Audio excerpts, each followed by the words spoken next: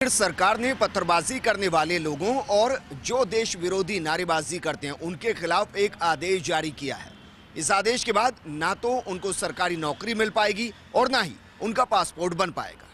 कश्मीर घाटी में आतंकवाद की कमर टूट चुकी है, अलगाववाद के दिन लग चुके हैं, लेकिन देश विरोधी तत्व अपनी हरकतों से बाज नहीं आ रहे। अब ऐसे देशद्रोहियों और पत्थरबाजों की खैर नहीं। देश के खिलाफ षड्यंत्र रचने वालों पर नकेल कसने के लिए एक आदेश जारी किया गया है, जिसमें कहा गया है कि देश के खिलाफ नारेबाजी और पत्थरबाजी करने वालों को सरकारी नौकरी नहीं दी जाएगी। इतना ही नहीं, ऐसे लोग पासपोर्ट सेवा का भी लाभ नहीं उठा पाएंगे। सीआईडी ने सभी इकाइयों को इस संबंध में आदेश जारी कर दिए हैं। आपराधिक जांच विभाग विशेष शाखा कश्मीर की तरफ से जारी पत्र में कहा गया कि सभी क्षेत्रीय इकाइयों को निर्देशित किया जाता है कि पासपोर्ट सेवा या किसी अन्य सेवा से संबंधित सत्यापन के दौरान कानून और व्यवस्था, पथराव के मामले और अन्य अपराध में संलिप्तता को विशेष रूप से देखा जाए। स्थानीय पुलिस थाने के रिकॉर्ड से इसकी पुष्टि होनी चाहिए।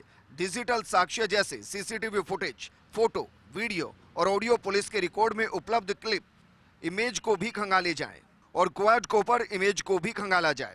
ऐसे किसी भी मामले में शामिल होने पर स्वीकृति देने से इनकार किया जाना चाहिए।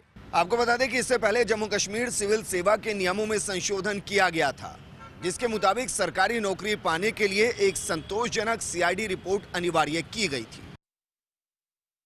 2022 में होने वाले यूपी विधानसभा चुनाव के किले को फतेह करने के लिए भारतीय जनता पार्टी की कोशिशें युद्ध स्तर पर चल रही है और इसी सिलसिले में केंद्रीय गृह मंत्री अमित शाह यूपी पहुंचे, जहां से विपक्ष पर हमलावर दिखाई दिए।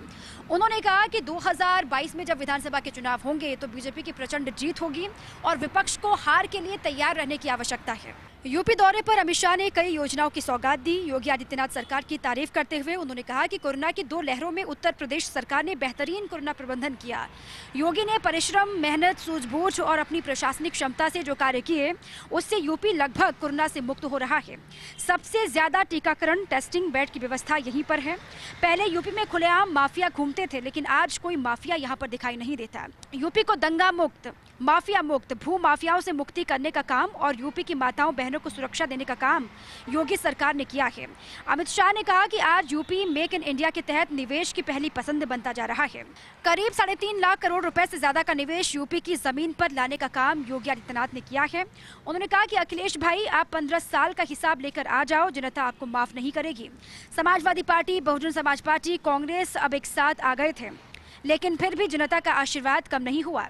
केंद्रीय गृह मंत्री अमित शाह ने मिर्जापुर में कहा कि ये यूपी के लोगों का प्यार ही रहा जिससे 2014 और 2019 में प्रचंड बहुमत से बीजेपी की सरकार बनी और साथ ही साथ जो मामला 500 सालों से लंबित था अयोध्या का, वो मामला सुलझाया गया और जल्द ही राम मंदिर बनकर तैयार होने वाला है। उन्होंने दावा किया है कि 2022 के विधानसभा चुनाव में बीजेपी की एक बार फिर से वापसी होगी और विपक्षी दलों को अपनी हार के लिए अभी से ही मंथन करने की आवश्यकता है, क्योंकि योगी सरकार ने जो काम किया उसके मुकाबले कोई भी यूपी में टिकने वाला नहीं है। जेडीयू नेता उपेंद्र कुशवाहा ने एक बार फिर से अपने बयानों के जरिए बिहार की राजनीति में खलबली मचा दी है। उपेंद्र कुशवाहा ने कहा है कि नीतीश कुमार प्रधानमंत्री मटेरियल हैं। बिहार के अलग अलग जिलों का दौरा करते हुए उपेंद्र कुशवाहा ने ये बात कही। उपेंद्र कुशवाहा ने कहा कि आज की तारीख में नरेंद्र मोदी देश के प्रधानमंत्री हैं। जनता ने उनको प्रधानमंत्री बनाया, अच्छा काम कर रहे हैं, लेकिन नरेंद्र मोदी के अतिरिक्त और भी कई लोग हैं जो प्रधानमंत्री बनने की काबिलियत रखते हैं। उसमें नीतीश कुमार का नाम भी है। हाँ, जब तक नरेंद्र मोदी प्रधानमंत्री हैं तब तक उनके पद को चुनौती देने की बात नहीं कह रहा हूँ। हम लोग गठबंधन में उनके साथ हैं। आपको बता दें कि उपेंद्र कुशवाहा अकेले नहीं हैं जिन्होंने ये बयान दिया है। बिहार के पूर्व मुख्यमंत्री जीतनराम मांझी ने भी नीतीश कुमार को प्रधानमंत्री मटेरियल बताया था। वहीं जेडीयू के विधायक गोपाल मंडल ने भी नीतीश कुमार को प्रधानमंत्री मटेरियल बताया था। उन्होंने कहा था कि उनकी जगह दिल्ली में है। टोक्यो ओलंपिक में आज भारतीय खिलाड़ियों में खेल का शानदार जज्बा नजर आया। हार जीत को दरकिनार करते हुए खिलाड़ियों ने जिस तरह से उम्दा प्रदर्शन किया उसकी हर किसी ने प्रशंसा की। बैडमिंटन स्टार पीवी सिंधु ने कांस्य पदक जीता। वहीं बॉक्सिंग के पुरुष कैटेगरी में सतीश कुमार हार ज़रूर गए, लेकिन उनके खेल ने हर किसी का दिल जीत लिया। हॉकी के पुरुष कैटेगरी में भारतीय टीम ने सेमीफाइनल में जगह बना ली है। क्वार्टर फाइनल के मुकाबले में टीम इंडिया ने ग्रेट ब्रिटेन को 3-1 से मात दी। इंडिया की स्टार शटलर पीवी सिंधु ने इतिहास रच दिया है। वह ओलंपिक में लगातार 2 मेडल जीतने वाली देश की पहली महिला खिलाड़ी बन गई है। ओवरऑल सुशील कुमार के बाद वे भारत की दूसरी एथलीट है। सिंधु ने टोक्यो ओलंपिक में देश के लिए तीसरा मेडल जीता है। इससे पहले मीराबाई चानू ने वेट लिफ्टिंग के 49 किलो वेट कैटेगरी में सिल्वर मेडल जीता है और लवलीना बोरगोहेन महिला बॉक्सिंग के 69 किलो वेल्टर वेट कैटेगरी के सेमीफाइनल में पहुंचकर भारत के लिए मेडल पहले ही पक्का कर चुकी है। सिंधु ने आज कांस्य पदक के लिए मैच में चीन की जियाओ बिंग हे को केवल 52 मिनट में 21-13, 21-15 से हराया। सिंधु ने 2016 रियो ओलंपिक में सिल्वर मेडल जीता था। सुशील कुमार ने 2008 बीजिंग ओलंपिक में ब्रॉन्ज और 2012 लंदन ओलंपिक में सिल्वर मेडल जीता था। वहीं भारतीय बॉक्सर सतीश कुमार हैवीवेट में वर्ल्ड नंबर 1 जलोलोव बखोदीरी से हार कर मेडल की रेस से बाहर हो गए।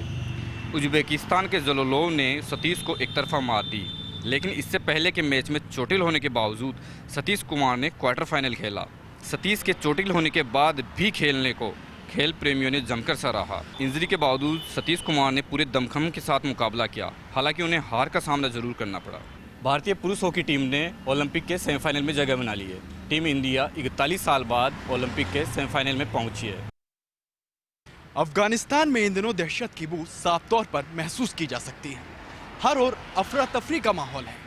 यहाँ तालिबान किसी भी कीमत पर अफगानिस्तान को गुलाम बनाने की बदनीयत के साथ आगे बढ़ रहा है, तो दूसरी ओर अफगान सेना भी तालिबान पर लगातार मौत का बारूद बरसा रही है। इसी कड़ी में अफगान सेना ने इस बार तालिबान के 13 ठिकानों पर एयर स्ट्राइक कर 250 से ज्यादा आतंकियों को मार गिराने का दावा किया है। अफगानिस्तान में हालात धीरे धीरे बद से बदतर होते जा रहे हैं। यहाँ एक और तालिबान बेलगाम है, तो दूसरी ओर अफगान सेना भी तालिबान के ठिकानों पर जबरदस्त कार्रवाई कर रही है। दरअसल तालिबान ने रॉकेट के जरिए कंधार एयरपोर्ट पर हमला किया है, जिसके बाद एयरपोर्ट पर सभी उड़ानों को रद्द कर दिया गया। तो वहीं अफगानिस्तान की एयरफोर्स ने तालिबान के आतंकियों के होश उड़ाने के लिए पहले मास्टर प्लान तैयार किया और फिर सही वक्त पर सटीक रणनीति से आतंकियों को मुंहतोड़ जवाब दिया है। अफगान सेना ने तालिबान के कंधार, कुंदुज, हेरात, हेलमंद और गजनी समेत कुल 13 ठिकानों पर एयर स्ट्राइक कर तालिबान के 254 आतंकियों को मार गिराने का दावा किया है। साथ ही इस एयर स्ट्राइक में तालिबान के 97 से ज्यादा आतंकियों के घायल होने की खबर है। बताया जा रहा है कि तालिबानी आतंकियों पर अफगानिस्तान की सेना की ये अब तक की सबसे बड़ी कार्रवाई है। बहरहाल सच यही है कि अफगानिस्तान में आम लोग तालिबान और अफगान सेना के बीच जारी संघर्ष के बीच में फंस गए हैं और हालात ये हैं कि आम लोग अपना घर बार छोड़कर मजबूरन रिफ्यूजी कैंप में वक्त गुजार रहे हैं ताकि उनकी जान बच सके। अमेरिकी सैनिकों की अफगानिस्तान से वापसी के बाद से ही अफगानिस्तान में लगातार हालात बिगड़ते जा रहे हैं। इस बीच वैश्विक परिवेश में भी अफगानिस्तान को लेकर साफ तौर पर जद्दोजहद देखने को मिल रही है। इसी कड़ी में रूस और चीन ने एक संयुक्त युद्धाभ्यास का ऐलान किया है, जिसके सहारे रूस और चीन मिलकर आपसी तालमेल बैठाना चाहते हैं ताकि विश्व को संकेत दिया जा सके कि वो सुपर पावर अमेरिका से किस है और अगर आने वाले वक्त में अफगानिस्तान के हालात बेकाबू होते हैं तो वो तालिबान पर काबू पा सकते हैं। राजनीति छोड़ने का ऐलान कर चुके बाबुल सुप्रियो को मनाने की कोशिश जारी है। राष्ट्रीय अध्यक्ष जेपी नड्डा हाल ही में बाबुल सुप्रियो से मिले और उन्होंने कहा कि एक बार फिर से बाबुल सुप्रियो को अपने फैसले पर विचार करना चाहिए।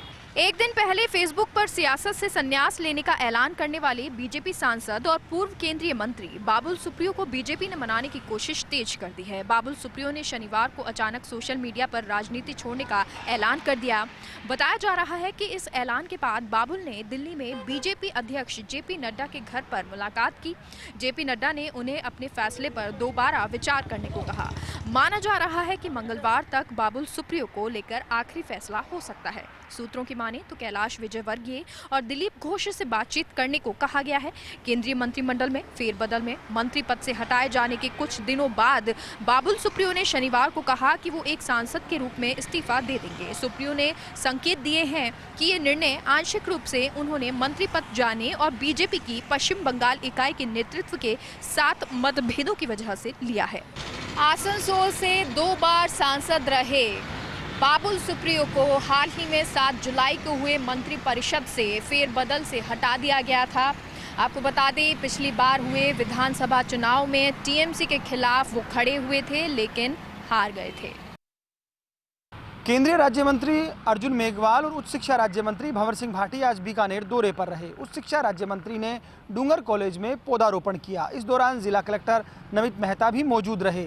साथ ही साथ भंवर सिंह भाटी ने कहा कि राजस्थान के मुख्यमंत्री ने घर घर औषधि योजना की जो शुरुआत की है वो अपने आप में बेहद महत्वपूर्ण है। कोरोना में हमने समझा कि ऑक्सीजन कितनी जरूरी है और ये तभी हो पाएगा जब पर्यावरण संरक्षित रहे। उन्होंने कहा कि मुख्यमंत्री अशोक गहलोत की अगुवाई में बेहतर काम हो रहा है। साथ ही साथ भाजपा नेताओं के साथ लगातार हो रहे दुर्व्यवहार को लेकर कहा कि मैं गांधीवादी तरीके से आंदोलन का समर्थक हूं, लेकिन ये बात भी सही है कि अन्नदाता बहुत परेशान है, सड़कों पर महीनों से बैठा है। ऐसे में भाजपा के नेताओं को इसका खामियाजा भुगतना पड़ रहा है। केंद्रीय नेतृत्व को समझना चाहिए कि किसानों की मांग वाजिब है और उस पर काम हो।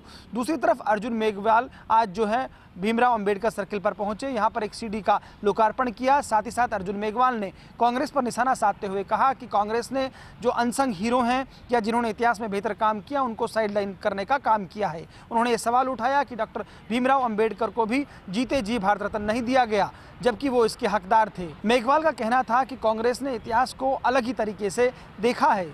साथ ही साथ अर्जुन मेघवाल ने कहा कि राजस्थान में माकन की बैठक से कुछ होने वाला नहीं है। दरअसल यहाँ पर आपसी अलगाव बहुत है, लेकिन जब उनसे पूछा गया कि भाजपा के हालात क्या हैं तो मेघवाल ने इतना ही कहा कि भाजपा में सब कुछ ठीक ठाक है। तो कुल मिलाकर कहा जा सकता है कि दो मंत्री आज दौरे पर रहे। राज्य के मंत्री ने केंद्रीय नेतृत्व पर सवाल उठाए तो वहीं केंद्र के नेता ने कांग्रेस पर सवाल खड़े किए। अर्जुन मेघवाल ने तो यहाँ तक कहा कि पेगासस का कोई मामला ही नहीं है, बल्कि ये तो विपक्ष के बीच एक होड़ है। कहीं ना कहीं राहुल गांधी और ममता बनर्जी के बीच भी प्रतिस्पर्धा चल रही है कि विपक्ष का चेहरा कौन हो।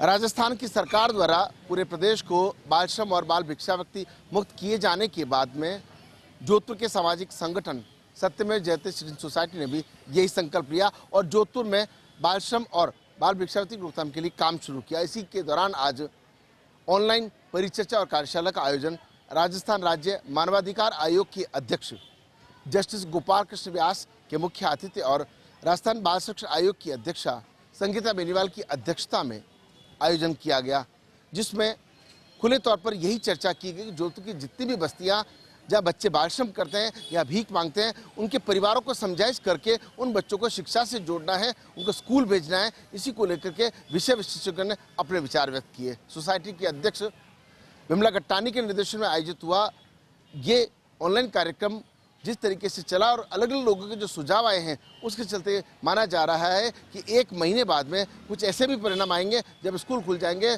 तो उन बच्चों को स्कूल भेजने का कार्यक्रम भी शुरू हो सकेगा। इस दौरान जस्टिस गोपाल कृष्ण व्यास ने इस प्रयास की सराहना की और विश्वास व्यक्त किया कि बच्चों को शिक्षा से और माता पिता को जागरूकता से जोड़ने की कोशिश सामने आ सकेगी। वहीं आयोग अध्यक्ष संगीता बेनीवाल ने भी यही कहा कि पूरे प्रदेश में सत्यमेव जयते परिवार ही ऐसा परिवार है जिन्होंने इस तरह का कदम उठाया है और उसके सार्थक परिणाम आने भी शुरू होंगे। अजमेर शहर में बढ़ता जा रहा है चोरों का आतंक। कृष्णगंज थाना क्षेत्र में चोरों ने एटीएम को लूटने के किए प्रयास। जड़ सहित उखाड़कर ले गए कुछ दूरी पर। पुलिस ने जब्त किया एटीएम। अजमेर में चोरों के हौसले इतने बुलंद हैं कि वह चोरियों की वारदात करने से बाज नहीं आ रहे हैं। ऐसा ही एक मामला रविवार को सामने आया, जहां चोरों ने कृष्णगंज थाना क्षेत्र के पुष्कर रोड पर लगे पंजाब नेशनल बैंक के एटीएम को उखाड़ ले जाने का प्रयास किया और चोर एटीएम को एटीएम रूम से उखाड़ कर ले गए, लेकिन उसे तोड़ने से पहले वह उसे रास्ते में छोड़ गए। मामले की जानकारी देते हुए पुलिस उपाधीक्षक उत्तर प्रियंका रघुवंशी ने बताया कि सुबह 9 बजे सूचना मिली कि पुष्कर रोड स्थित एक AIT कॉलेज के निकट स्थित पंजाब नेशनल बैंक के एटीएम को चोरों द्वारा उखाड़ कर ले जाया गया है। सूचना के बाद मौके पर पुलिस ने कुछ दूरी पर पड़े एटीएम को बरामद कर लिया। रघुवंशी ने बताया कि शनिवार देर रात चोरों द्वारा एटीएम को वाहन के जरिए उखाड़कर एटीएम रूम से ले जाया गया, लेकिन एटीएम को तोड़ उसमें से रुपये निकालने में असफल होने पर चोरों ने उस रास्ते पर छोड़कर फरार हो गए। एटीएम में लाखों रुपए की नकदी थी, जिसे पुलिस ने जब्त कर इसकी सूचना बैंक अधिकारियों को दे दी है। बैंक अधिकारियों के आने पर एटीएम की राशि उन्हें सौंप दी जाएगी। फिलहाल पुलिस ने मामला दर्ज कर आरोपियों की तलाश शुरू कर दी है। लुटेरों ने एटीएम को लूटने के किए सतर्क प्रयास, लेकिन नहीं निकल पाई नकदी, जिस कारण से कुछ दूरी पर ही छोड़कर भागे एटीएम। पुलिस ने बैंक कर्मचारियों से पूछताछ कर जाँच की शुरू। 20 लाख रुपए से भरा एटीएम उखाड़कर नकदी चोरी करने का प्रयास। वारदात के कुछ घंटों बाद ही धरा गया आरोपी। कोटा में बीती रात को बोरखेड़ा इलाके के 80 फीट रोड पर एक एटीएम को उखाड़कर नकदी चोरी करने का प्रयास हुआ। एटीएम में करीब 12 लाख रुपए का कैश था, जो लूटने से बच गया। हालांकि पुलिस को कुछ घंटे बाद ही कामयाबी मिल गई और आरोपी पकड़ा गया। वारदात के बाद पुलिस ने तहकीकात शुरू की तो एटीएम में लगे सीसीटीवी फुटेज में अपराधी का चेहरा कैद हो गया और एटीएम को तोड़ने की पूरी वारदात सीसीटीवी में रिकॉर्ड हो गई। पुलिस ने आसपास के इलाकों में सीसीटीवी फुटेज लोगों को दिखाए तो एटीएम तोड़ने वाले युवक के घर का पता चला। पुलिस ने जय हिंद नगर निवासी मनु पार्थी पंजाबी को गिरफ्तार कर लिया।